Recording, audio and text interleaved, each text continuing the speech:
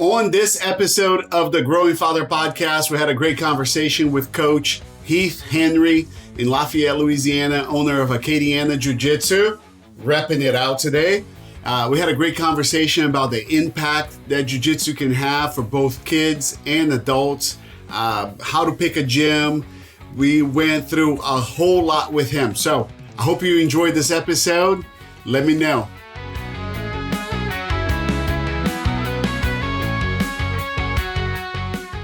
All right, man. Good morning.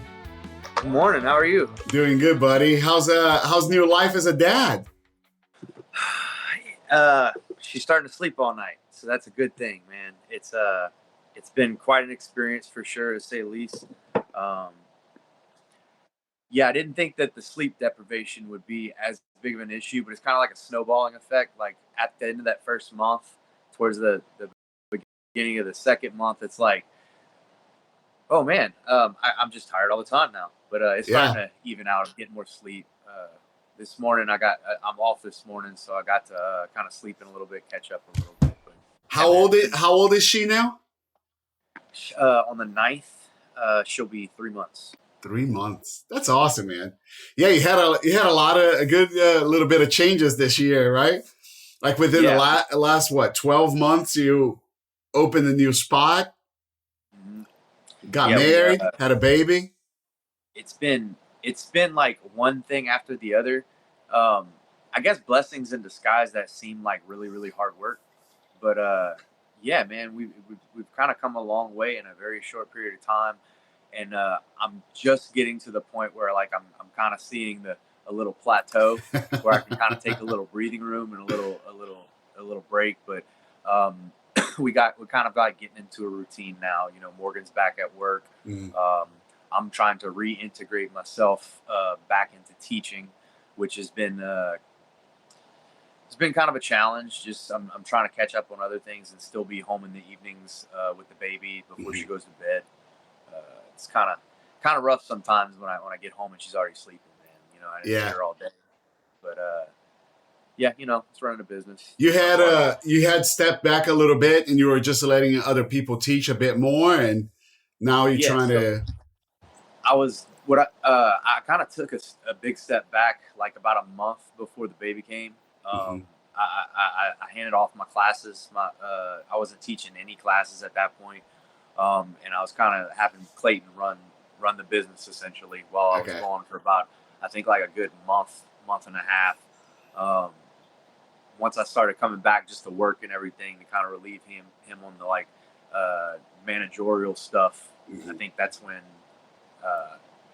I realized just how much I miss teaching and how much teaching that's kind of my purpose. You know, running the gym is great and everything, but I think my heart and what makes me feel accomplished is when I'm teaching. And I really need to get back into doing that. Yeah. So. That's cool. Yeah, that's one of the things that people don't realize when you start a business is that you may start a business with a passion, right? For you teaching jiu-jitsu. I see a lot of people that start, restaurants or a gym because they're like, I love fitness or I love, cooking. And then they realize that running a business involves 90% of everything else.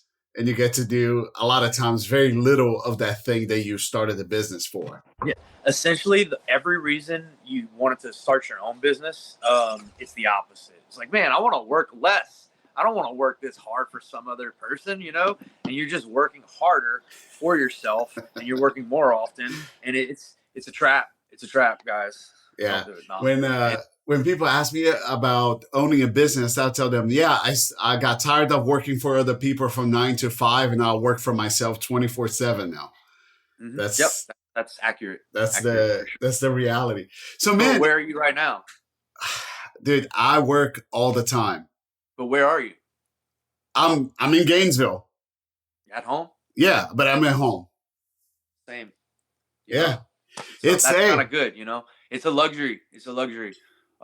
Make your own schedule and stuff, right? Mm-hmm. For sure. It has its perks, man. I mean, even through ups and downs and sometimes things get really hard and you wonder why, why am I doing this? I could go get a job and make more money than I make owning a business. And then, you realize that, if you love the game, that's the control that you have, the ability that you have to make those choices, the feeling that your destiny is in your own hands, right? I Not don't think those not things have a every price.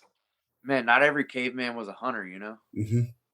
Some were gatherers, some were cooks, you know, Yeah. some take care of the kids. It is what it is, but like I think there's some inner thing in some of us that like we were probably the ones that couldn't sit still in school, that have the authority complex. The teacher would be like, something wrong with this kid, and it's like, no, it's just you're trying to make me sit still, and I don't want to do spelling words all day. But yeah, man, I think that authority complex kind of has something to do with that Hmm. like Joe Rogan says, the leftover monkey shit, right? So you can, yeah, we got to go out there and hunt. We got to go. No, I'm not listening to you. Got to go hunt. But I Yeah. kind of I attribute a lot of things to that analogy. Hmm. Let me go grab a cup real quick. Yeah, you're good.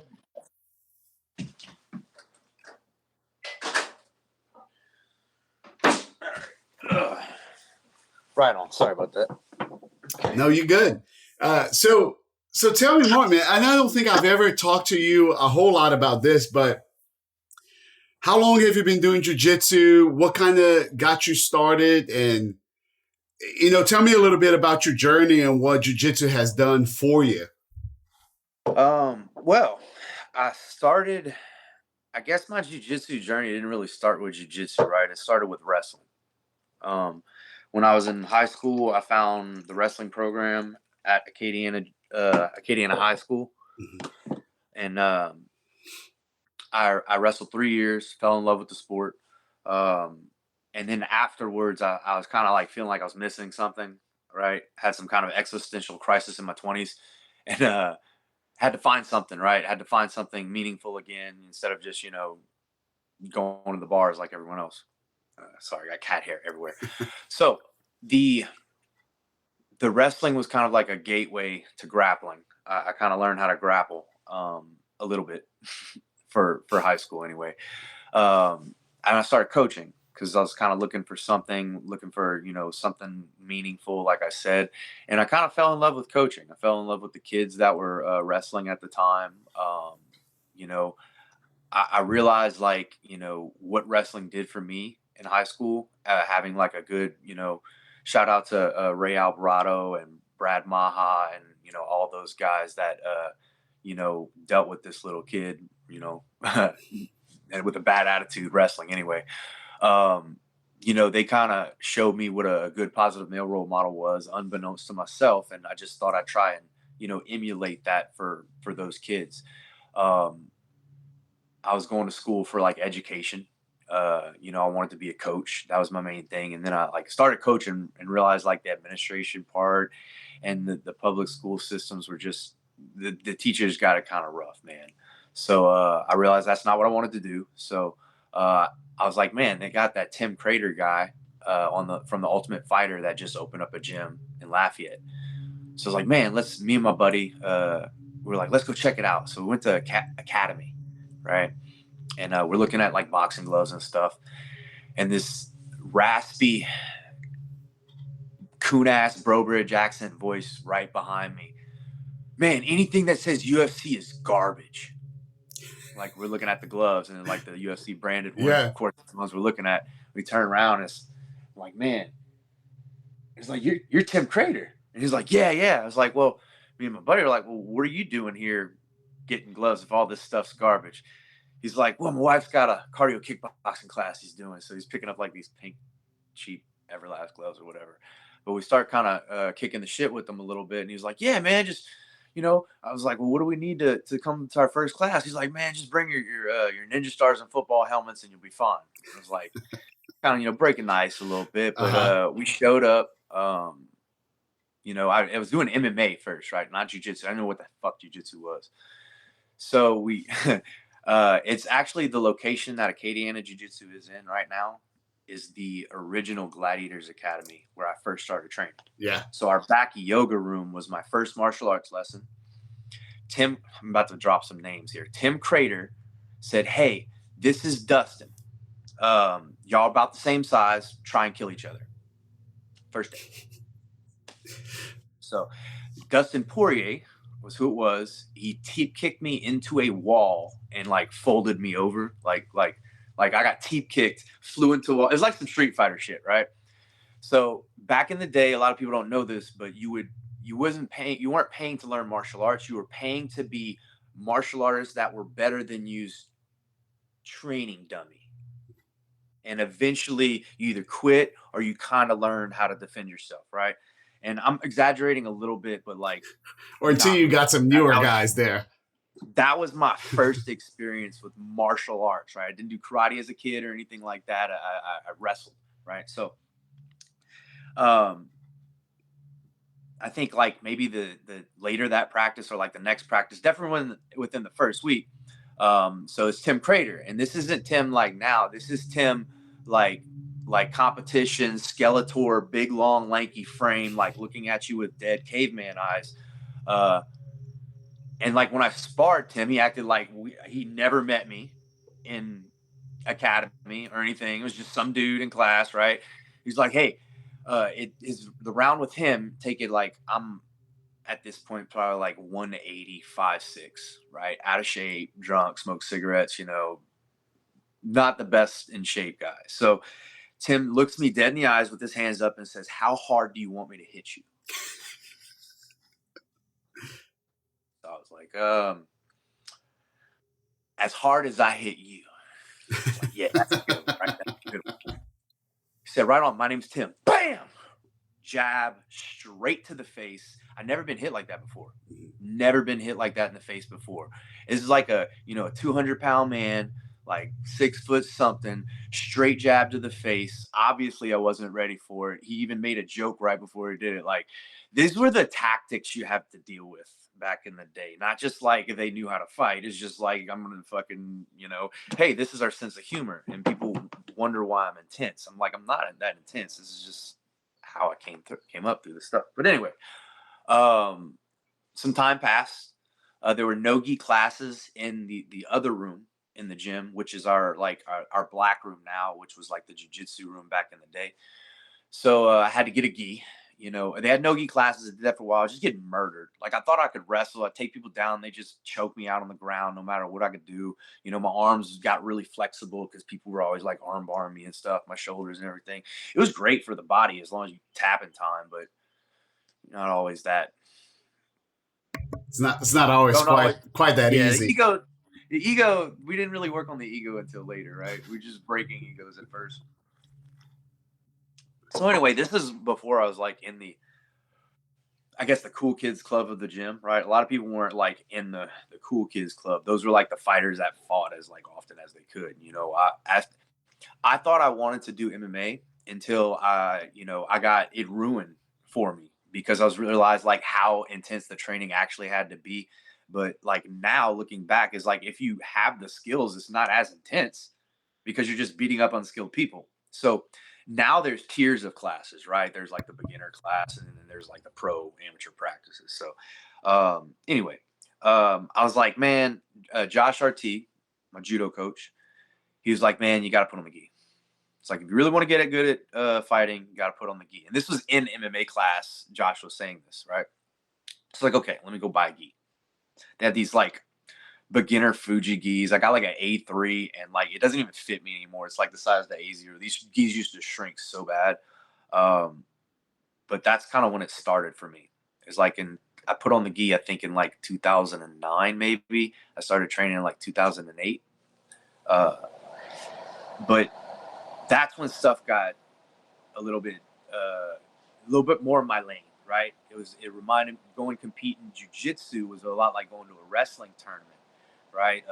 My first jiu-jitsu tournament was actually the Louisiana State Judo tournament, where I got foot swept and the air knocked out of me, and I didn't know what the heck was going on. we just got up and bowed. I was like, I think if we bow, that's over. And he won. I was like, we bowed, and he was like, okay, bow to the referee. I was like, okay, yeah. He kicked my ass. I could barely breathe. Not too sure what was going on. And then I started doing jiu-jitsu tournaments, and that's when my wrestling actually did shine, because a lot of these dudes would, like, you know, they'd wrestle for a little bit and then pull guard. So when I started competing in jiu-jitsu, I was like, man, I could do this and not get punched in the face all the time. This is kind of where it's at. So I kind of drifted away from MMA for a while, geeked out on jiu-jitsu for like a decade, I guess. And I ended up doing an MMA fight later on, because once you get to like upper purple belt, brown belt, black belt, like you need to start either specializing in something, or you start adding to your game, I guess you could say. And I didn't want to be the black belt that didn't know how to, you know, fight with punches and kicks and stuff. So like I kind of pride myself as a martial artist, not just an athlete. You know, I'm an athlete some of the times, I'm a martial artist all the time. So yeah, man, that's kind of how the journey happened. You know, I taught. I mean, if you want me to keep going, I can continue to now. So how long between that when you started and you got your black belt? 11 years, I think. Okay. I got my black belt in 2019. I started in 2008. I did take a year off because I tore my ACL. I was overtraining, not eating right, not recovering. And I remember I tore my ACL either at a wrestling practice, coaching the kids, or it might have even been at jiu-jitsu or something. But I was like coaching the kids at state, and I was like limping, hopping from mat to mat. And it was kind of embarrassing, but at the time I was like, oh yeah, man, it was a wrestling coach, whatever. But yeah, it was a long journey, and I thought about quitting, man, whenever I tore my ACL, and I think Tim Crater, man, that dude's intervened in my life like someone's like, oh, nope, go this way, like several times. The one time I saw him at Academy for the first time ever, right? He was like, oh, come try the class. You know, he kind of made it not so serious of a issue, even though when we got there, we realized it was serious, and we didn't know how to fight at all. But then, like, I was on Johnston Street in Lafayette, smoking a cigarette probably, cruising down the street, window down, and Tim Crater pulls up in his Honda Element. Now, this is a large man, and that's a very small car, but, you know, you picture it. Hey, Heath, what's going on, man? He said, when you come back to the gym to beat me up? I had no excuse. I knew anything I told him, he'd say, oh, it's bullshit. So I was just like, I'll be there tomorrow. Showed up tomorrow. It was after I'd recovered from my knee surgery and everything. I was kind of like training in my shed, punching a punching bag, trying to work on stance stuff with my leg. But a lot of people, I think, when they want to do martial arts, or maybe they feel like they don't have the money to, or they haven't committed yet. They haven't quite committed to like wanting to really learn martial arts yet. They'll try and beat up their friends. I mean, essentially that's what was going on in the original Gladiators. It was just beating up our friends, but like they'll like make they'll get some mats at home. Fight club. Yeah, those kind of like a little fight club type thing. And I'm not gonna lie, like we did that shit too. I had a really nice setup in my shed at one point.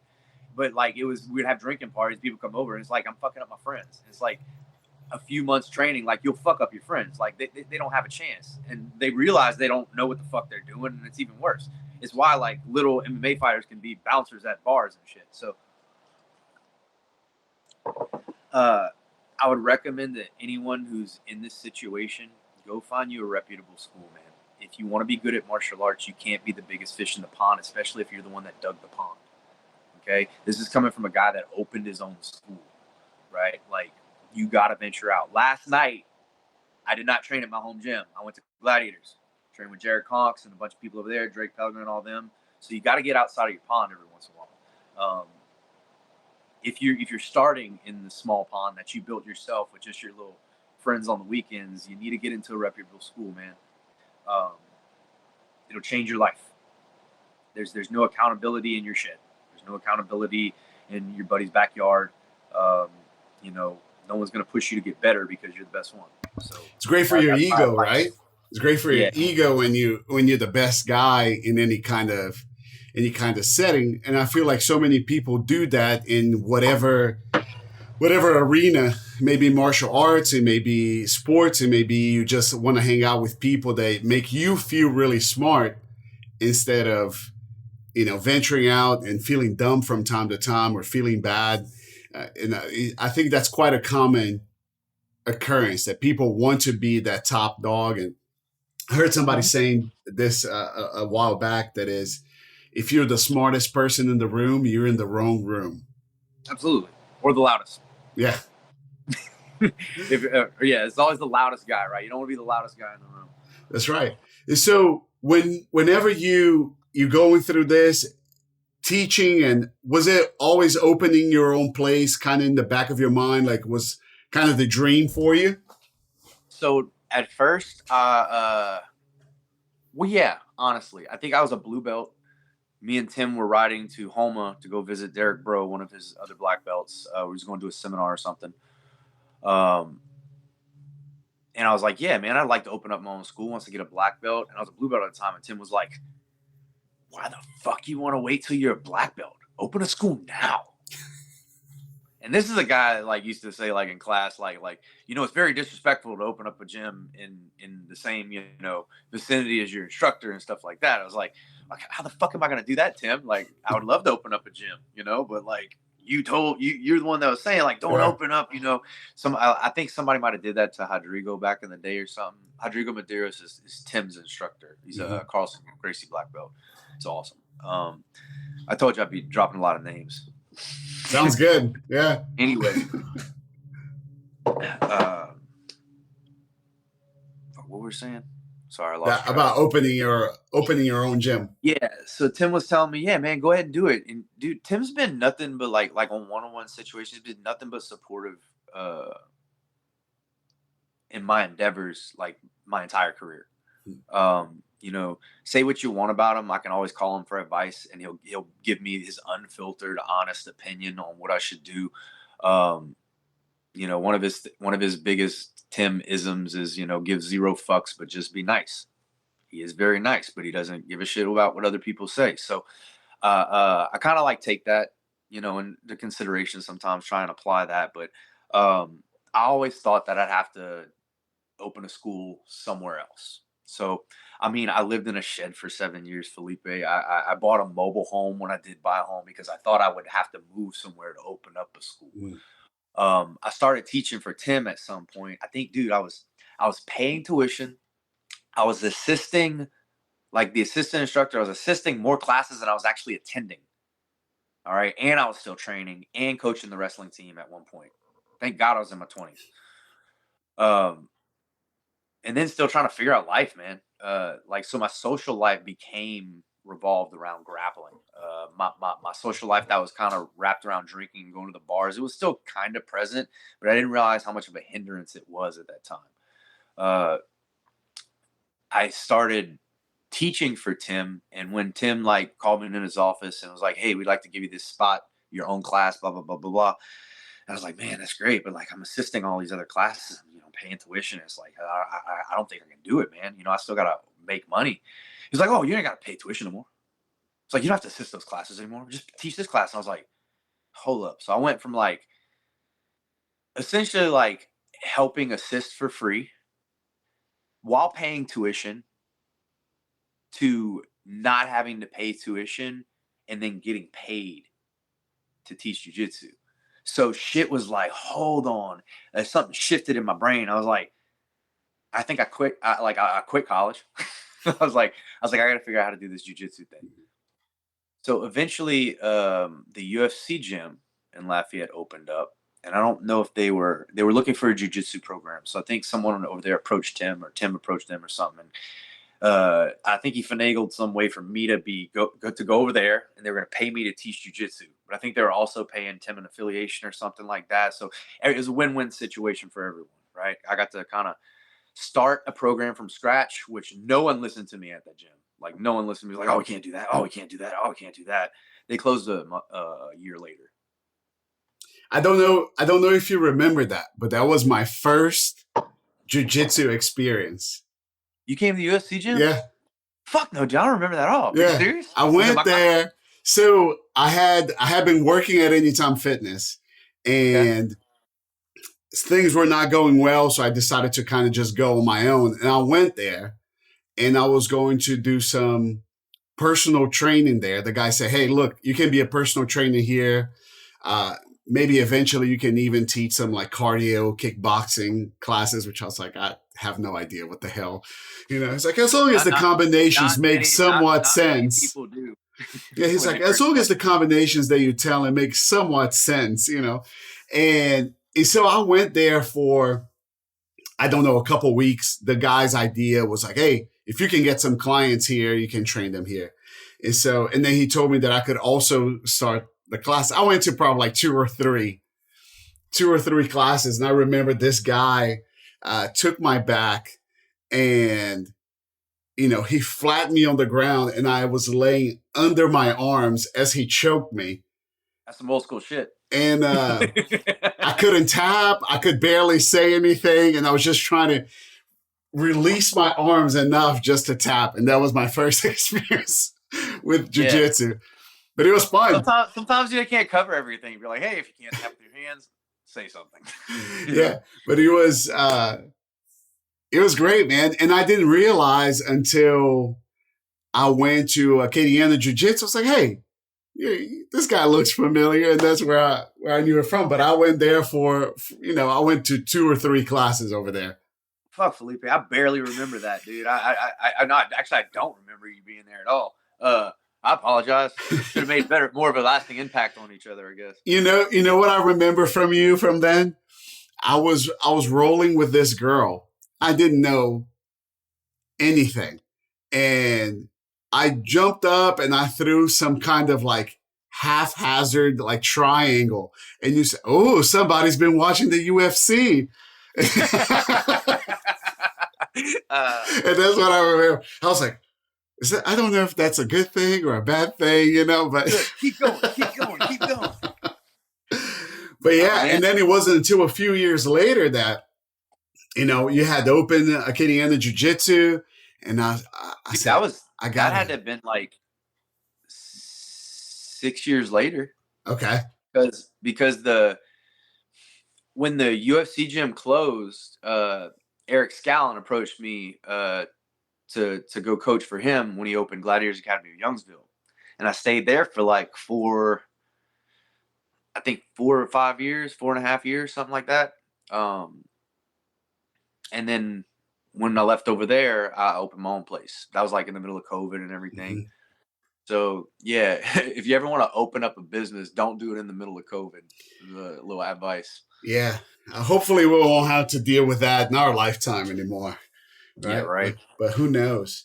So, Just have dude, to deal with that. so Skynet. right now, you guys have, you know, you guys have one of the, since I started training with you guys, which I don't even know, 4 or 5 years ago, something like that. About 4, yeah, we've been open about a little over 4 years. Yeah. So I've been to so many gyms, either visiting or when we moved to Gainesville, I went to, you know, to visit gyms, bring my kids to different gyms. And I've seen so many different ways that people do things. And out of the little experience that I had there, you guys run the most successful like kids program that I've seen. Not just in how many kids you guys have, but also the connection that you guys have with the kids. You know, I keep an eye on your Instagram and I see how many kids been there since, you know, Dude, since we started. I appreciate that, man. I really do. The kids program is our specialty. You know, we like I said earlier, talking about coaching wrestling, being that adult. I know this is kind of a cliche thing, but being that adult that we needed as kids for these kids is it's essentially what we do, man. It's you know, they say it takes a village to raise children. We are the village, you know. I wish I would have had some type of martial arts program when I was a kid, because I can't speak enough to how much good it did for me as an adult, as a young adult. Um, Struggling with things through my 20s, like when it comes to like alcohol, fitting in, learning how to take care of my own body, learning how to become a man. Because like I didn't have like I had a lot of really great examples, father figures, like of what not to do growing up. Like I had really good examples of what not to do. And it wasn't until wrestling and jujitsu and I found these other role models to kind of like they, by all means, my role models are flawed human beings. Every human is. We have our flaws, but like to see the good in people and to be like, I want to emulate that. Uh, that's what we're trying to be. And when that's that same thing I look for when I'm hiring instructors. I really don't like hiring outside people. I like hiring people like Felipe. If you were still here, I would definitely have asked you to be one of our instructors, man.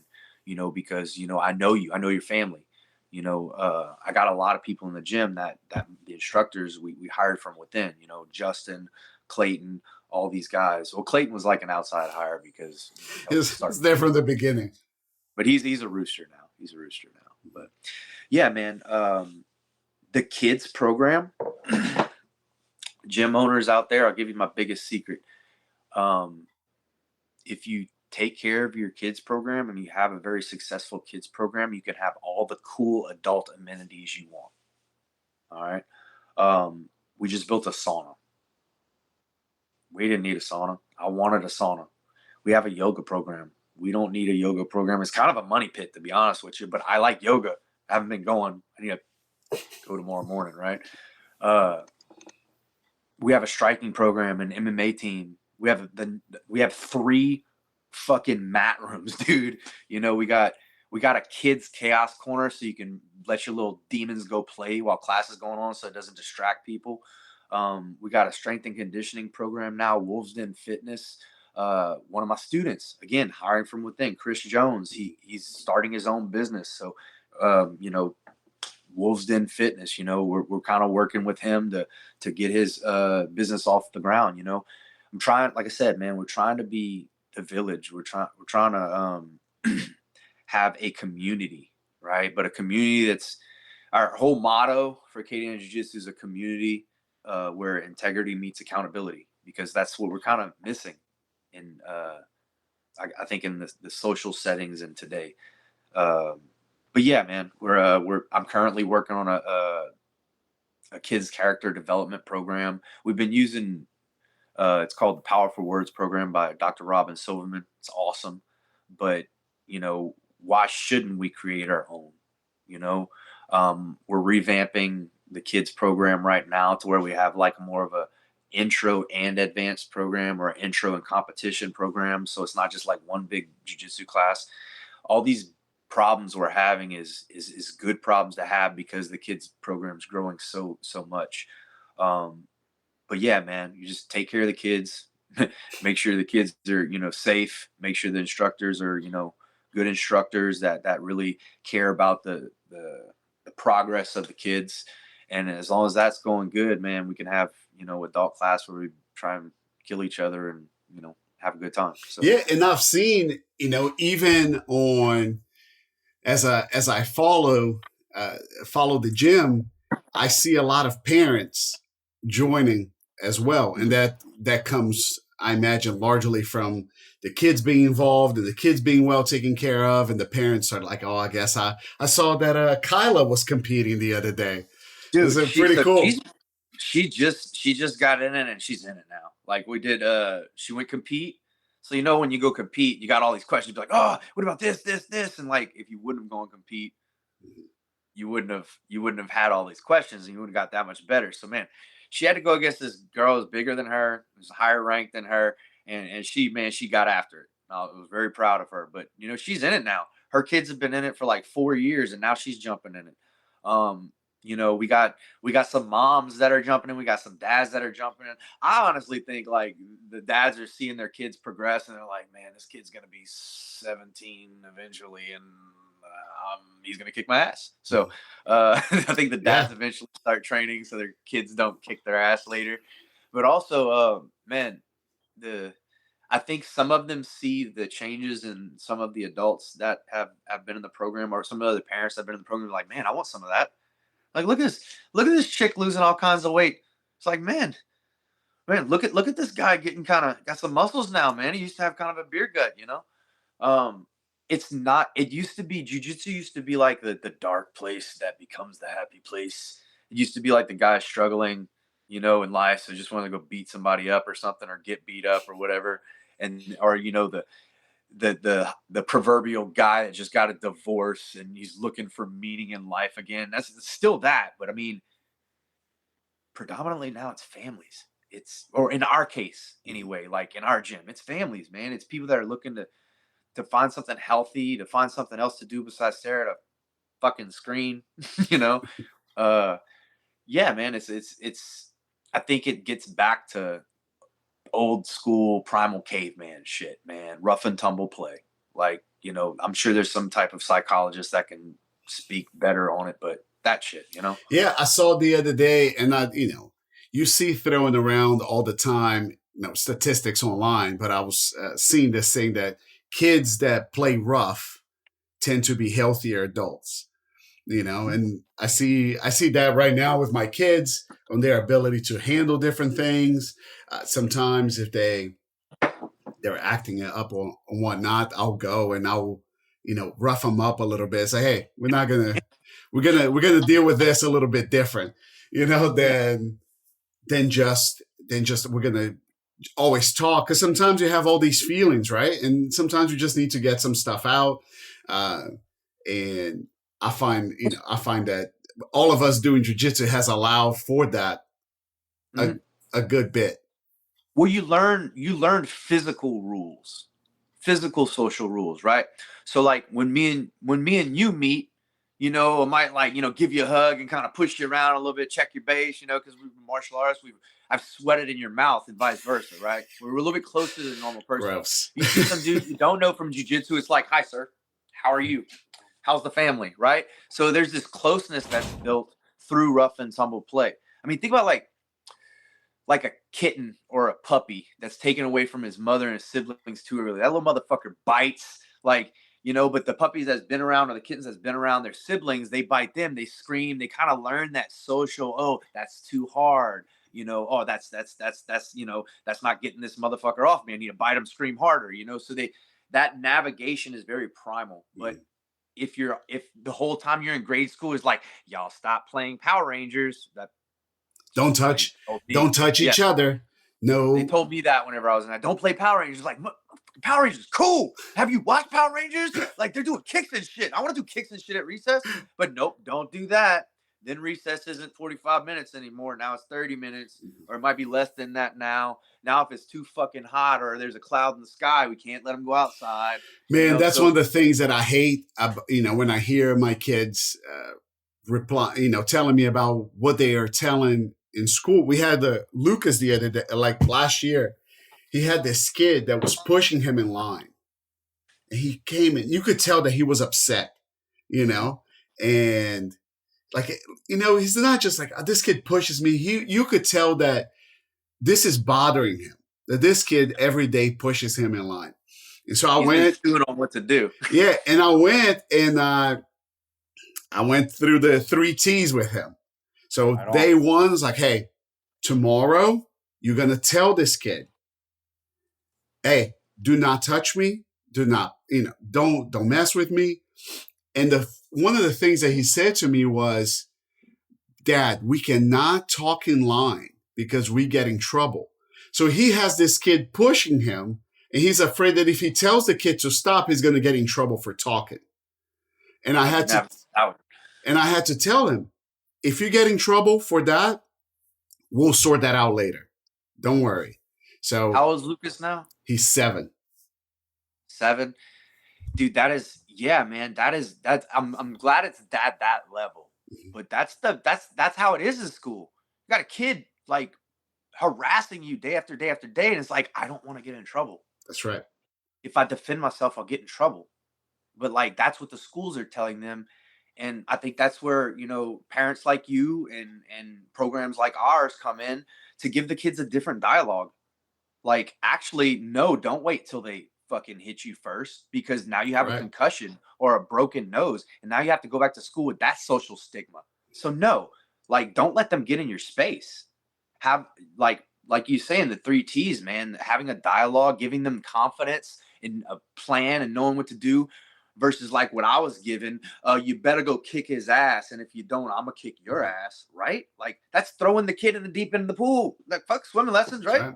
No. And one of the things that I learned from jiu-jitsu too is that I exercise with my kids often is practicing assertiveness. Because when I was growing up, or from what I hear from a lot of people, a lot of times like, you should tell them this and you should tell them that and you should, but there's no, when you're talking to a kid that's bigger than you, it's really hard to exercise that. So for example, in this case with Lucas, we walked to school and we went practicing the whole time. Mm-hmm. Hey, look at me in the eye and tell me, don't touch me. And I would push him a little bit, and and he went to practice, and he did that day. And the kid did that. I'm not gonna push you, but I'm gonna touch you. So he came the next day. He's like, Dad, make him mad. I told him. And so I told him all right, the next step is you're going to talk to your teacher. And here is how you're going to talk to your teacher. You're not going to go whining to your teacher. You're going to go say, hey, teacher, can I talk to you? It's like, hey, I talked to this kid. He keeps pushing me. I've asked him to stop. Can you help me out here? And the teacher even wrote to us. She's like, I've never seen a kid come to talk to me like this. Because usually they're just listening to, he's touching me. He's pushing me.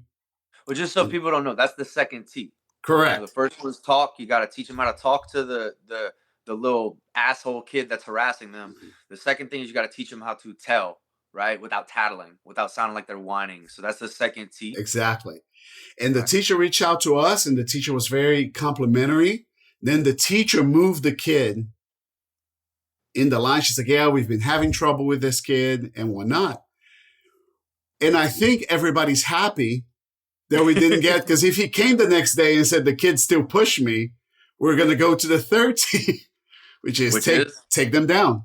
Take that little motherfucker down. Yeah. Then we can go back to the first T, right? That's right. When you're in full fucking mountain, you can't breathe because I'm smothering you with my t-shirt. Now, hey, you gonna stop hitting me now? Mm-hmm. Then all of a sudden they're listening. Now we go back to that first T, and guess what's gonna happen after that when they get in a fight? And you have to go back to the second T and talk to the teacher calmly. I used to tell Samuel, I always told him, because we always believed in hey, you got to be able to defend yourself. And like you were saying earlier, not just after you get hit. This is Chael Sonnen has a very famous video of an interview that he was given about like, who gave you this idea of you should get hit first before you hit back? It's like, the way that somebody's looking at you or moving towards you. It's people that have never been in a fight, Felipe. Yeah. Like I said, it's the you better go kick their ass before I kick your ass. Well, what are you saying? I better go get in a fight with a peer, or you're gonna beat up a child? I'm taking advice from that fucking guy?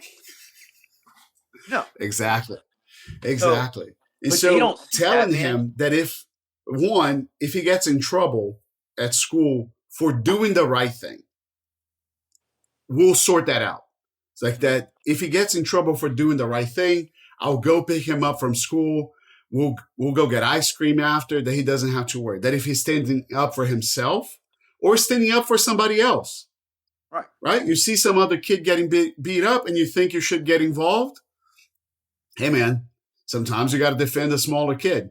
Yeah, but now we don't want them going around like finding kids that are like talking trash, grabbing them and punching them. That's not what we're trying to do. And as you know, I think that when you see that when you're raising your kid, you start trying to deal with very specific problems, right? So my kids had never had a problem of, man, this kid is just going around pushing kids and trying to punch kids. I actually had to help them a little bit more with, hey, this is happening to you a little bit too much, Mm-hmm. right? This is not okay. You should take some action here. And I always told them, hey, you do it, and a teacher comes and catches you, and you just say, hey, I was just defending myself, Well, I mean, right? if they go through the whole protocols, right? They talk to the kid, so the kid knows what's up, right? The kid knows that the behavior isn't favorable to your child, right? Then your child's expressed, hey, teacher, this is what's going on. Just letting you know, could you please take care of it? Because I can't take care of it on my own. It gives the child a chance to fix the problem on their own. But sometimes that doesn't work, right? Sometimes you can be like, hey, don't pick on me. And then they'll pick on the kid that doesn't say shit, and that fixes it. Sometimes it doesn't work. They're like, let me see. I got a reaction out of them. Let me see what's going on. But you go try and get the teacher. You try diplomatic, right? Get the kids to be diplomatic. And then if that doesn't work, well, at that point, it's like the third day in a row, right? It's kind of harassment at that point, Mm-hmm. right? If the kid puts their hands on them, like take them down to the ground, renegotiate it. But like at that point, the teacher already knew it was up. And like you said, the teacher fixed the problem, moved the kid. We're good. Mm-hmm. If the teacher wouldn't have fixed the problem and wouldn't have moved the kid, what else are you going to do? Lucas might have had to, get some scraped up knees and maybe, introduce that kid to the floor. I don't know. But like, once the teacher comes up, she already knew there was a problem. So it's on her at that point or him at that point. But like we said earlier, man, these teachers are going to be like, no, you can't do this. You can't fight. You can't defend yourself. If he fights you, you're both getting in trouble. And it's like, okay, so what is that telling the kids? Like whenever someone does fight, you don't want to get in trouble, so just sit there and let them throw the first punch. Let them assault you. No, man, that's not keeping kids safe. No, That's not at the all. opposite of it. That's putting them in the crosshairs. And it's putting them on the passenger seat, right, where they have no control, where they cannot defend themselves as a precaution. It doesn't teach them to speak in a way, because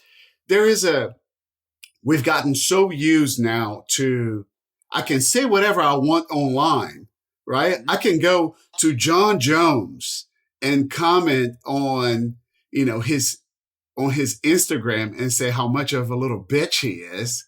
Yeah, and how you can knock him out. And feel really comfortable. Talk to him about how he's scared. Things that you would never do in front of somebody like that, right? And we've gotten so comfortable. And I think there's a certain degree that now kids are experiencing that so much that they can be bullies online without any physical consequences, right? Well, it comes out whenever they start, whenever you see kids starting to integrate socially, like with a little bit more privacy, right? That's when they start to test these grounds a little bit. But more and more you see that doesn't happen until later and later and later now. Because why go hang out with your buddy down the street when you could just be on Discord telling him how he should fucking kill himself because he sucks at Call of Duty? Well, if you were playing football, that kid would probably punch you if you say some shit like that, right? It's different, right? So the social settings are a little bit different. Now kids don't even feel the urge to go do anything athletic until they got some hormones raging through them. And that's like, what, 13, 14, 15, 16, 17 for some of these kids? Like, so their first real social interactions aren't until like way later in life now because of the digital age or whatever you want to call it. So that's a factor. Like, I'm seeing like kids that are like 10 years younger than me, or not kids, they're adults. People that are 10 years younger than me is a lot different from the kids that are 20 years younger than me, right? That, kids are not even getting their licenses when they're 16 because they don't want the freedom. They don't need the freedom. Crazy. Where the fuck are they going to go? They're Crazy. all their whole social life's on their fucking phone. So where are they going to drive to? And I don't even know if this is appropriate to get into, but man, like the access to like pornography as a young kid now, like how are you going to get a girlfriend if you think that's what they expect? Like, oh, I don't know if I'm ready for that. That's crazy. And, right? And I went down a rabbit hole the other day of watching some of those like predator shows where they catch the person, like the cops pretend to be like a 13-year-old girl. Yeah. And one of the things that that, like they say very often, is that people start with pornography, right? And it made me think, and I even had a conversation with Samuel the other day because, he's starting to get to that age that when you and I were kids, it was porn was not that easy, right? No, Like bro. it, Like it a wasn't, Playboy in the bushes. yeah, like you, it wasn't that easy to come around, right? And now everything is right there. And not just, you know, he has gotten so out of control that you've seen crazier and crazier things, and you hear about, how easy access it is to wilder and wilder shit, Yeah, but right? that's what they're being introduced to first, right? Mm-hmm. Like when they first, if I know this is kind of off subject with like pornography and everything, but I think it's kind of like a hot topic right now. So you Very can relevant. Yeah. throw it in your SEO or whatever and get this video popular.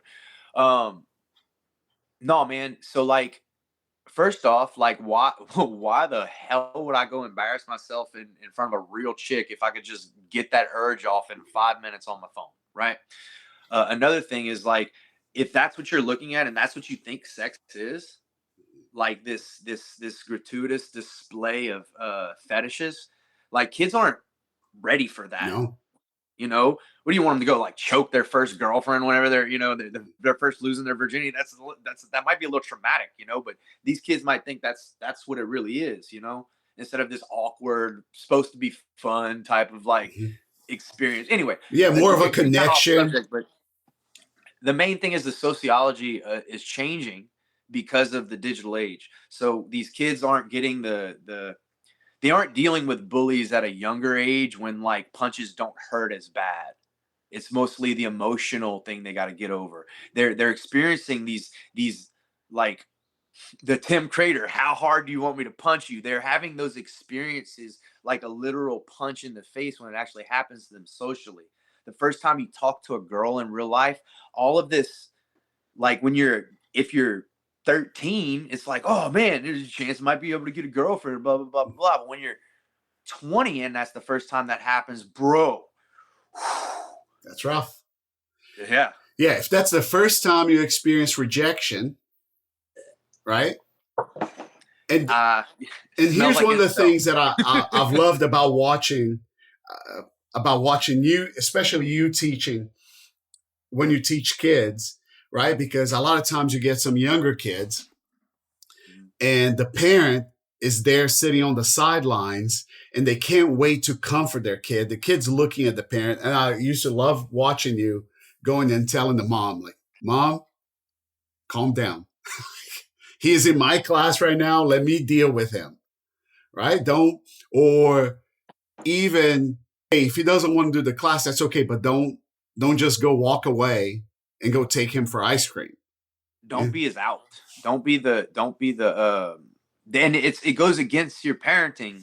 You want to be that safety, that get out of jail free card, right? You want to be that for them, but you're hurting them by doing that.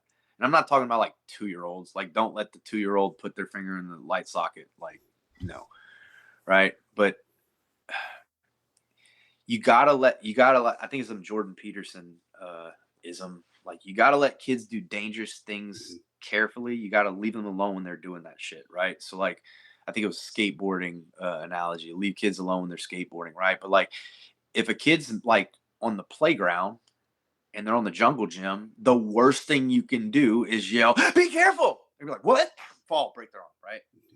But if they're managing the fear and they're being careful and slow, let them fucking play, man. Like, let them play. Um, the child that falls and mom's like, "Are you okay?" Well, they were until they realize it's something to be worried about, and then they start crying, and then mom gives them attention. And they're like, "I want more of this shit," Yeah. So that's kind of what we're trying to get away from. They see mom, they want to go see mom or dad for that matter. Actually, with dad, they tend to be a little tougher, but um, especially the little girls. Uh, to get them to be a little bit more independent, right? We used to be able to go play on a playground. I remember going play on a playground. My aunt lived across the street from the playground. Like, she wasn't there watching us. She could look out the window or whatever, but like we go play on the playground. Um, so if you fell or if you go down the slide that's got like rusty shit on it, like that's kind of on you, you know? Um, yeah, man, I think kids need more instances like that. That's like we don't have a playground in the gym, but we have what's called the kids chaos corner. It's literally jujitsu mats set down. We got a bookshelf. We got a bunch of old toys and stuff for the kids to play with. But it's like it's a chance for them to be kind of social. And do they cut up when they're not supposed to wrestle in there, but they kind of do. I don't care. Sometimes they go on one of the free mats and they're playing in there. And it's like, do I tell them like, hey, stop playing around? No, it is what it's for. This place is for like our gym is for kids to have rough and tumble play, and learn the rules of engagement in physical play, right? The most primal form of that is grappling. It's not throwing balls and shit. That's some hunter shit, but like like sociological bonds when we're emulating combat, man, that's I don't know. I'm sure there's, like I said, there's some psychologists that'll be able to explain it better, but there's something about it. You get it, I get it, your boys get it. People that train, they understand it. It's kind of like a wrestling fraternity, I guess. Yeah, and even learning to communicate their boundaries, right? Even learning to say, hey, nope, I'm done. Mm-hmm. Right? Like, nope, this is not where, like, I don't like this. I am done. And learning to communicate that is so important for them because they're not used to having a lot of opportunities where they can, understand, hey, this person asked me to stop.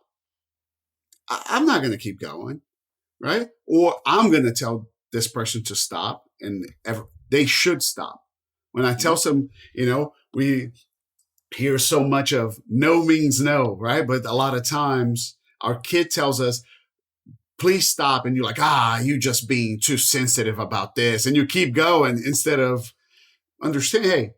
Well, it's different when you know me like that, right? Mm-hmm. My friends bust my balls. But like if I don't know you come bust my balls, I'm like, trying to fight me? That's not cool. Like, what's up? Like, but that same thing as an adult. You trying to fight me, man? What's your problem? There's a dialogue that happens. The same shit we teach the kids, right? Speaking of that, like, say you have a chick that's like or a guy, it doesn't matter, an adult that's in a work situation where their boss doesn't really appreciate them, takes advantage of them, or whatever it may be. I think I watched a Family Matters episode the other night, and it was kind of like Harry's boss was a jerk, and she ended up quitting. Like, when is enough is enough? When do you go start looking for other options? When do you like give your boss a piece of your mind? When do you start saying like, look, how do you be professional and still stand up for yourself without like running the chance of getting fired? How do you regulate? Is it worth getting fired if I speak this up? Because getting a new job's scary, but also going to a jiu-jitsu tournament's scary. I would even argue that like going to a job interview is not as scary as going to a jiu-jitsu tournament. So if you go to a jiu-jitsu tournament, like the job interviews aren't going to be that bad, right? You're not getting choked out, and you're sitting across from this boss and you're like, I could choke this dude out with that necktie. No problem. 100%. Like, think of the confidence you have going into the room and in a job interview. So like these things we teach the kids, it's the same things we try and teach the adults. Although like I'm not trying to be as much of a mentor to the adults because they're grown. Like Mr. Chuck's 75. Like, he mentors me more about like life. I just show him how to like not get beat up, So I found like I've drank the Kool-Aid, so to speak, but the Kool-Aid tastes good, bro. This is like a good cult to be in, the jiu-jitsu cult. Like, not all cults are bad, like there's workout cults like CrossFit, dude, they get really jacked, right? It's not that bad, unless you blow your knees out or something. So it's kind of like that, man. It's what I've gotten out of jiu-jitsu, what I've learned from teaching these kids jiu-jitsu and like character development, I've applied to my life and it's made it better. So I don't preach that much shit to the adults. I might have used to with you guys when you first opened up. A little bit, yeah. A little bit more, but like I kind of know where I stand in the world now. Like, I'm not trying to be a philosopher. I do love philosophy. Um, but I'm not trying to be a philosopher. I'm trying to be a jiu-jitsu coach for the adults. I'm trying to teach them how to defend themselves, and hopefully that confidence will manifest into other aspects of their life. But for the kids, we have a little bit more of a roadmap for them. Like, do this way, try it out. It'll work out better, because the kids don't know. You know, by the time you're an adult, you've got you kind of set in your ways, and it's harder. It's hard to teach an old dog new tricks, right? So that's yeah, man. That's just how we do it, man. Do The you kids think are it's the future. do you think that there is something particular about jujitsu that makes it easier to teach some of those character, or character traits versus other martial arts? Uh, Now, yes. If you compare jujitsu now to karate in maybe the 80s and 90s, maybe not so much. Because karate's in the 80s and 90s, if you don't do the technique correct, what happens? You get punched in the face, right? Jiu-jitsu, you just get choked out. So in karate class now, I don't think everybody's getting punched in the face like they used to, especially like the kids, because CTE is real. So the consequences in jiu-jitsu are still pretty, they're as high as they've ever been, right? If you don't tap out, you're going to go to sleep. If you don't tap out, your arm might break, right? So jiu-jitsu is cool because like you can go 100% and still be safe as long as someone taps out. You can't tap out right before somebody punches you too hard at karate or kickboxing or whatever striking martial art. That's why grappling martial arts, I think, it is more of a social thing. Like, you might hate your training partners if you go to kickboxing because they kick you in the fucking head, right? But you kind of love your jujitsu partners because they, like, they give you neck hugs and stuff. I don't know. I'm sure there's some type of reasoning for that. But for kids, you don't listen to me, you don't have your frames, now your face is going to get smashed. Oh, what happened? Oh, look, pat on the back. It's okay. I understand. Breathe. All right. So look, the reason you got smashed is because you didn't have your frames. Next time, get your frames. You put the kid right back in the same situation. It's their second life on the video game. Let's see if you jump the gap this time, Super Mario. All right. All of a sudden, the kid don't want to get their face smashed anymore. Boom, boom, frames come up. They learn jiu-jitsu. But they don't learn jiu-jitsu if there's no accountability. Right? So keeping the integrity in our art, you have to have the kids put in tough situations like that. But you have to give them the skills for the situation. That's what we do. We're like, hey, this is how you kind of do this. This is how you kind of do that. Go try it out. Here's a gun. Go play with it. I was training the other day, and I was being like the partner for the teacher so he could show the technique. And he's trying to show, and I did something. He's like, nope, you can't do this because if you do this, you always get your back taken. It's like, that would explain why I get my back taken all the goddamn time. Yeah. Yeah. This makes absolute sense because I do this all the time and my back gets taken all the time when I do this. So what skill was that? How did jiu-jitsu make you figure that out? Oh, now you pay attention to small details. Now you know the devil's in the details. Now you know that one little thing makes a lot of things easier. Like fucking ChatGPT when it comes to writing fucking papers, right? Oh man, this little tool makes it so much easier. If I just keep my fucking elbow in, I don't get armbar so much, So like, yeah, it translates to life, man. When people ask me too, one of the things that I find incredibly relevant about jiu-jitsu, it's the like small steps to improve your situation, right? Like that you can be in an awful situation and you're not going to go from that awful situation to being in a great position without 100 small steps, right? Somebody's putting a lot of pressure on you. That's not just going to go away. You have to do one little thing that makes your life a little bit better. And once you do that, like you're saying, oh, I was able to put my frames in. Oh, good. Now what am I, and I think that's a very important skill because, just like in business, sometimes you're looking like, oof, this is an awful situation. And then you start thinking, okay, I can't just go from here to, $10 million business. I have to go from here to what is the next problem that I have to solve. Have you ever watched? Have you ever watched The Martian? With Matt Matt Damon? Damon. Yeah. Yeah. I love the speech that he gives at the end of the movie that he's like, you're in space and he says, you solve one problem and then you move on to the next. And he says, and if you do enough, if you solve enough problems, you get to live, you get to go home. And I find that jujitsu is a lot of that, right? Like, hey, if you solve enough problems, you do Well, well, you win. that's a metaphor, like another jujitsu metaphor, right? Like it's exactly what you're saying. Like I was said earlier, like cleaning your room. Like, man, sometimes your room gets dirty. It's like, where do I start? Well, make your bed. Try making your bed. Maybe pick the clothes up off the floor.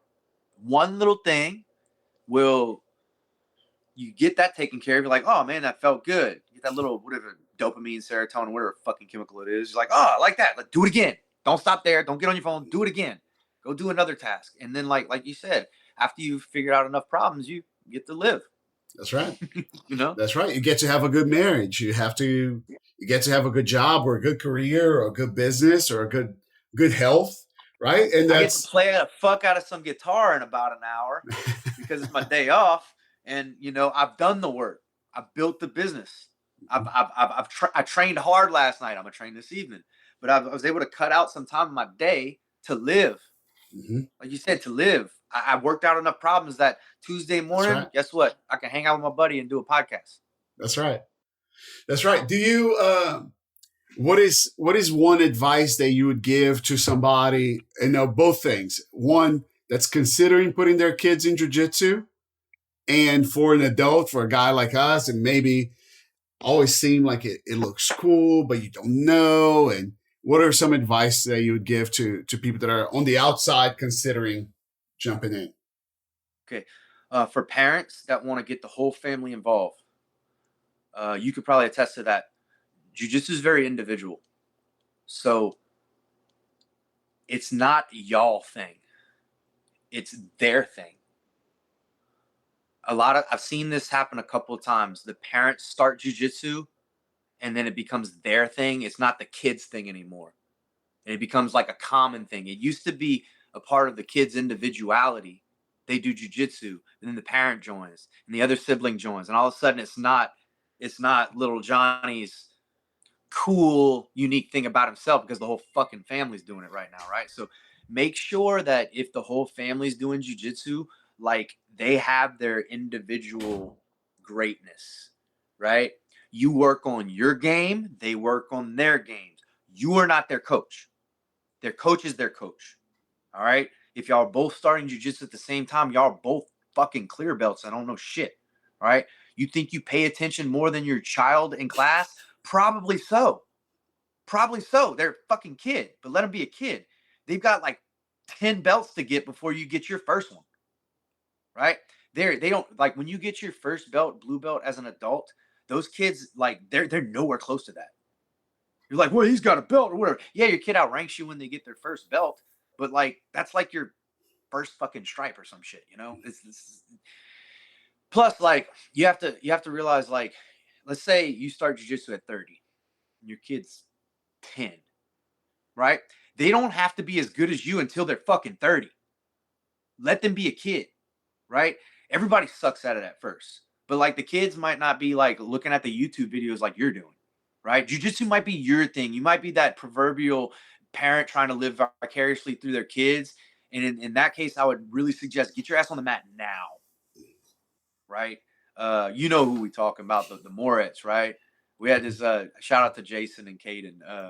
We had this one parent, Jason, he would bark on the side of the mat at his kid, like, oh, do this, like, you weren't paying attention. Get up! Like, get up! You think it's so easy? Why don't you come to the adult classes right after that? And his ego's like, okay. Guess what he stopped doing? He shut the fuck up and stopped yelling from the side of the mat because it's not easy. No. Ikaila, I told her son to come into one of her classes because she was like, Johnny, get up, blah, blah, blah. Johnny, get up. I was like, Johnny, you need to come in your mama's class in next class and come and just yell at her. Girls yeah. When you have somebody smashing you and you're like, yeah, just get up. Oh, no kid. Have you seen, it's one of my favorite videos. is this guy's on the jiu-jitsu tournament, and his girlfriend is yelling at him. And then he goes, Yeah. "Shut up, Natalie." Yeah, dude. I yell that at Morgan all the time. Yeah, He's like, just gonna hold you there. yeah. Shut up, Natalie. Yeah, dude, it's a good one. So It's so funny. the yeah, so back to what I was saying, like the parent, don't ruin it for your kids, right? Don't ruin jujitsu for your kids. If you want to train jujitsu too, you go train jujitsu on your own thing. Don't compare yourself to the kids. Don't compare your kids to other kids, right? They're on their own journey.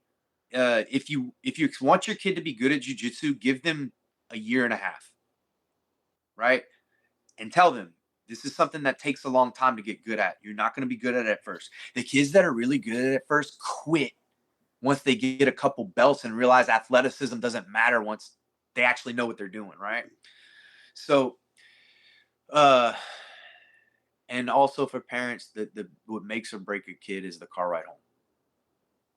I've literally had parents come up to me and tell me, "Oh, coach, every day when we leave practice, we go over our mistakes on the way home and what we could have did better in class." I'm like, damn, who did that to you as a kid? You know? So, like, yeah, man, like the only thing you need to be telling your kid on the way home is, man, I'm so fucking proud of you. Well, maybe don't say the F word, but I'm so proud of you. Like, I can't imagine how hard it would be to go against some of those kids. Those kids are tough, and man, you defended yourself. I'm so proud of you. That's the only thing that needs to be come out of your fucking mouth on the way home. Not, oh man, you really missed that armbar today. Unless you are a fucking instructor. Plus, if you're an instructor, don't coach kids. They ain't gonna listen to you anyway. You tell them to go wipe their ass and brush their teeth. Like, they tired of listening to you. Jiu-jitsu is an escape from your fucking mouth for an hour. All right. You wonder why they listen to coach more is because they don't sound like you. All right. So let the coach be the coach during jiu-jitsu. Yeah, and that's your time to escape, for you to work on your own shit during your class, them to work on their own shit during their class. And like, maybe your kid maybe that'll rub off on you. Maybe you have a rough battle with a tough blue belt and like you're in class in the open roles, and your kid kind of saw that and be like, and you tell them, hey man, I'm really proud of you. Or maybe little Jane instead of little Johnny, I'm really proud of you. That bigger kid was like really put into you, and you did really good guard. You're doing great. It's awesome.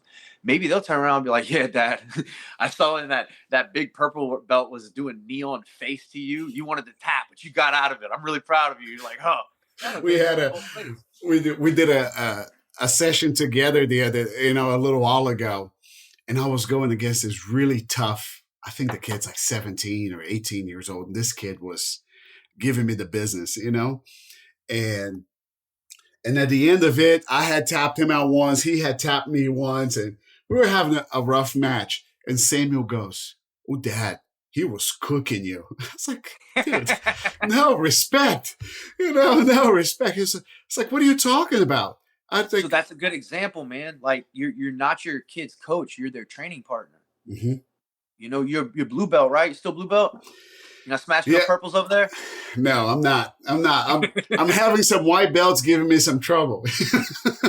That's all right. You'll get them, dude. Don't worry about it. Athleticism, like 10 years, every 10 years a belt, right? That's what I hear. But no, but that's good. Like the one thing, like I want my daughter to do jujitsu, right? She's 3 months old. I want my daughter to do jujitsu. So give her another 2 months. Give her another 2 months before she for starts. For sure. Yeah. The gi's a little big for her. We got to wait till she grows into it. But I'm not going to be her coach. It's one thing I've learned.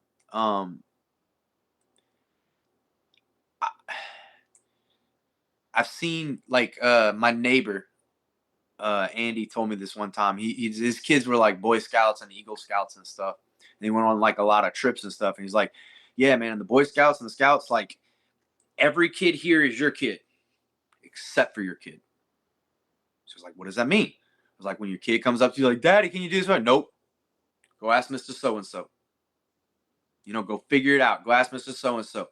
In the meantime, you're taking care of all the other kids, right? So you're being a good role model, right? And I like that. I fucking like that.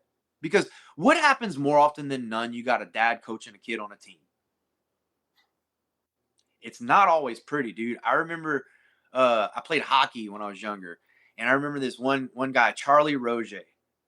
He was a good coach, but dude, he was a jerk to his son, right? His son was the goalie, a little bit overweight, right? Probably had some confidence issues now looking back at it, but dude, he would throw his fucking glasses at this kid. Like, and then like the parents, I think he used to curse a lot, but the parents like said something, so he had to make up curse words, which is even more hilarious. And like, I think the kid, like some of the, maybe myself and some of the other kids would maybe like kind of egg it on a little bit because it was funny when you get mad, but I think it destroyed his kid's confidence. I probably shouldn't have name dropped him like that, but like he was a good coach for all of the rest of us. I worked hard for that man, but he didn't talk to us like he talked to his kid, right? So, give credit what credit's due, but like now looking back, man, I had a lot of instances like that kind of shaped my methods as a coach. Don't curse and throw stuff at kids. I learned that when I was like 12. Dude, I always think about the first tournament that we went in New Orleans, and I'm sure you had plenty of times, but I was going against this guy, and I was up on points, like by a mile, like on points on this guy, and then you had just gotten there, and you started going, "Don't you dare coast! Don't coast! Gotta go for the finish." I was so tired, and this guy came for one last takedown, and I was able to guillotine him, and I was like, "Oh yeah, that felt good." Yeah. So Carlton Gracie, right? He said, "It's better to enter like a mouse and leave like a lion than enter like a lion and leave like a mouse." You'd have felt like a little bitch if you'd have left like a mouse and just coasted. And you remember that, right? It was in your memory. You're like, man, I went for it and it fucking worked. Yeah, right. Felt good. But that maybe that lesson gave you the confidence to go start your own fucking business in another state, man. That takes balls. That takes balls to go for shit like that. Like you're tired. It's probably not going to work, and you fucking go for it anyway. Are you happy you made the decision? I would imagine so. Yeah. You seem to be doing great, man. I'm proud of you. Thanks, buddy. Thanks. Yeah. It's a bunch of building blocks, right? Even for our kids, it's never just one lesson. It's the little things that keep building it up, right? Hey, I got to keep pushing. That's like I was saying, one of the things I love about jiu-jitsu, right? It's not one big thing. It's not one big move most of the times that you're doing. It's putting yourself more and more in the position so that the next thing can succeed, right? It's putting yourself more and more in the position. And I think that's one of the things that we see so often now is that everybody wants the quick fix for everything. My marriage is torn apart. Hey, what are the 5 things that I should do to fix my marriage today? You're not. You haven't listened to your wife for the past 10 years. You can't just go buy flowers and think that everything's okay, right? But maybe you can start listening, right? And then tomorrow it may be just 1% better than it was yesterday, right? When one of the things that I see when I talk to parents is they haven't done any of the work to be in a good position with their kids. Like their kids are used to not listening to them, right? Their kids are used to doing things that the parents say, "Oh, you're going to be punished," and then nothing happens, right? Yeah, because don't do that. Yeah. You tell your kid, like your kid asks, "Can I do this?" And you say no. And then the kid says, "Well, can I do this?" And say no. And then the 4th or 5th time, you're like, "Fine, you can do it." Then your kid knows, hey, the first no is just what I need before the 4th or 5th. My dad's going to say yes eventually. Say, well, no, I've heard you. You're like, what did I just say? I've heard you. You're with Lucas. You're like, what did I just tell you? Yeah. He shut the fuck up because he knows, right? Like how often are we going to have that conversation, right? And that goes in I heard this guy the other day, and it has changed a lot of the ways that you see. He's like, the hardest respect that you have to earn is your own respect. And he talks about how often did you say that you were going to train and you didn't. And nobody is egging you on. How often did you say that you were not going to eat something and you did? Like how many commitments you made to yourself that you didn't, right? And that erodes your confidence in yourself to the point, because everybody, you know how many times you leave a match and everybody is telling you that you did great.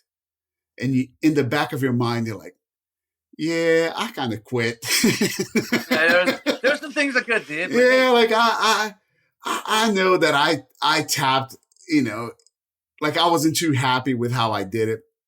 That everybody may see man, I thought you were doing great. It seems like you were giving your best, and you know that you were not. And because a C plus is still passing. That's right. So you have to start changing those things to yourself and with your kids, right? Like in these situations, you have to start changing them a little by little, and you have to take the steps. Hey, and the farther you go, the farther you let bad habits build, the harder it is to. Hey, you smoke for 20 years. I'm sure that it's a lot harder than if you never smoked in the first place, or if you just smoke once, right? It's a lot. Like the longer you go, the harder it is to quit. And so, 100%. and Yeah, so, I used to smoke. yeah. So taking those steps, right? So I love that about jiu-jitsu, man. Jiu-jitsu helps. Yeah, I love that. I love that it's always a build up. Hey, better decisions. Hey, you're mounting somebody, you have a lot better options than when somebody's mounting you. Well, it's all accountability, man. Everything you're talking about is accountability. When you go to the tournament, like people, oh, you did so good, you did so good. You're like, man, I know deep in my brain I could have did better. You're holding yourself accountable. You could just be like, yes, I am the grand champion. Mommy said that I was the best in the whole tournament, even though I lost all my matches. But I was the best. And it was not fair because that other kid was too big. And well, he's a higher belt than me. Blah. Yeah. It's strange that the little tricks our mind plays to make things like better than you think it should be. But it's accountability, right? You have to hold yourself accountable. You go to the tournament itself is like, okay, all this stuff that I learned, am I going to freeze up or am I going to actually go for it? Right. So like you're putting yourself to the test, and that's, if you lose, whose fault is it? It's your fault, right? You made the mistakes. You didn't train hard enough, So like that's accountability, right? Let's say you get promoted. Let's say your instructor gives you purple belt tomorrow. All of a sudden, like a whole big old weight of accountability just got dropped on your waist, right? And you got to hold that shit up now, right? Now brown belts are going to be coming after you with a vengeance because like you're purple belt, you should be able to take it, right? So keeping that accountability, keeping yourself accountable, like you said, you're like, not eating that thing you said you weren't going to eat. Nothing keeps you accountable like not getting punched in the face and not getting choked out in front of your friends. All right. So if you're the type of person that like needs a little accountability in your life, jiu-jitsu is great for that. But you got to like in first, like you said, you smoking cigarettes, you're drinking beer every weekend or whatever, you go to jiu-jitsu, it's going to be a rough week. So then you start thinking like, look, I'm not trying to not be an alcoholic. I'm not trying to quit drinking. But man, I'm really tired when Felipe is like murdering me, like, because he's got a lot better cardio than me. So maybe you stop smoking cigarettes so often. Maybe you start going for runs to catch your cardio up for jiu-jitsu because you're tired of getting choked out by the blue belt, right? And all of a sudden you're in a little bit better shape. You're kind of keeping up with the blue belt now, right? So these little small changes, because of old school accountability, like you don't want to die. Like the Martian, you don't want to die. You solve this problem, you don't die. You solve this problem, you don't tap out as often. So like that's what jiu-jitsu does. It keeps that accountability. And then when you're fucking everybody up at the gym, and everybody your rank will go to a tournament. Put a little bit more accountability on there, right? Now you're representing your school and stuff and all that stuff that really doesn't matter, right? But you're upping the level of difficulty on the video game. All right. My friend Christian Fulgham used to always say, when hard becomes the norm, difficult is easy. Or maybe it's vice versa. I don't know. But when the hardest level becomes the norm, like kind of hard, isn't that it's kind of easy, right? But if you're sitting there on easy the whole time, you just watching YouTube videos and like going try and triangle choke your girlfriend on the living room floor, like, dude, you kind of like, or you friends getting together on the weekends, you watch some UFC and you're like, oh man, let me see how I choked him. Let me see if I can figure that out. Like, if you really want to learn the art, like, don't dabble. Go and golf yourself, because it's vast. There's a lot of stuff that you're gonna have to learn. There's a lot of things that is going to change. Not that you're gonna have to change, but is going to change by circumstance when you start training. I'm starting to preach this shit like a religion, and I don't mean for it to be like that, but I don't really go to church that much. But I would argue all the things people tell you about church, like, oh, it makes your life so much better. It's just blah blah blah. Jiu-jitsu did that for me.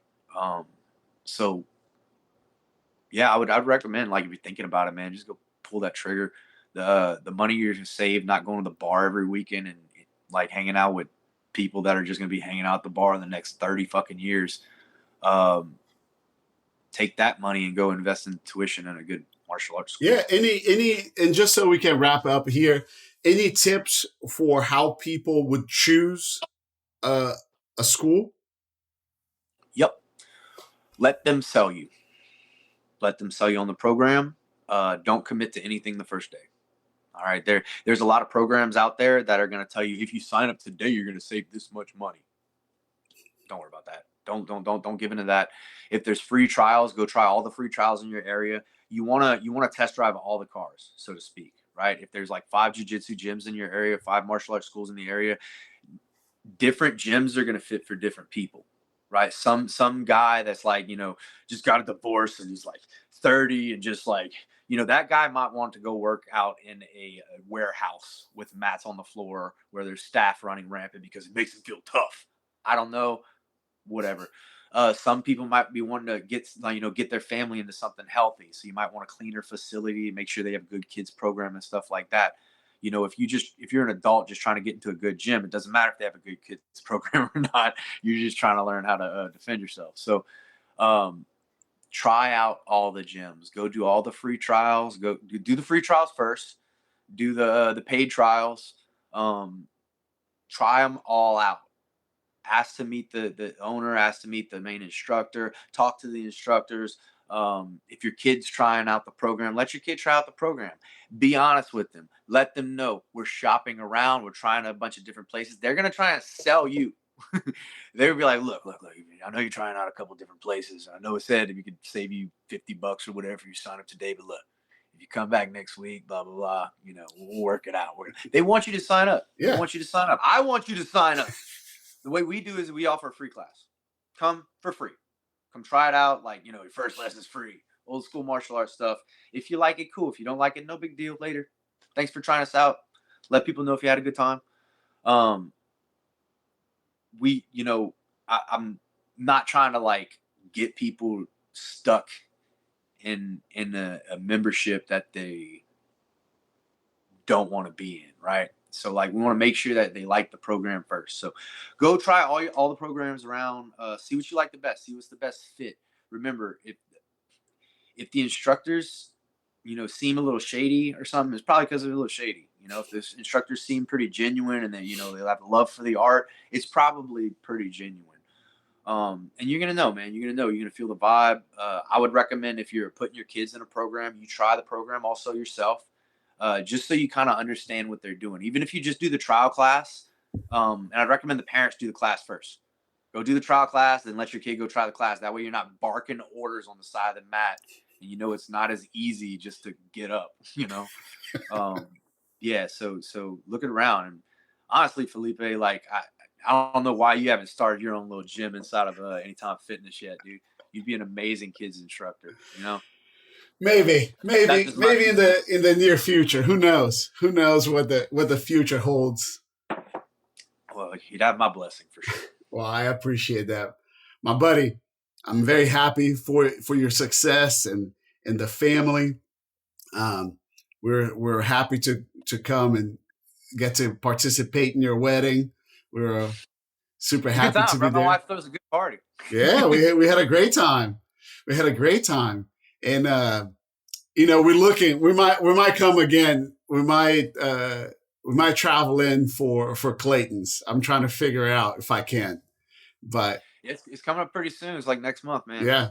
So happy for you guys, and I'm hoping that when I come in, I can go train with you guys. Last time I go was a bunch of murderers in there. Now Yeah, we like to think that we're doing all right, man. The jiu-jitsu's good. The vibes are better. I'm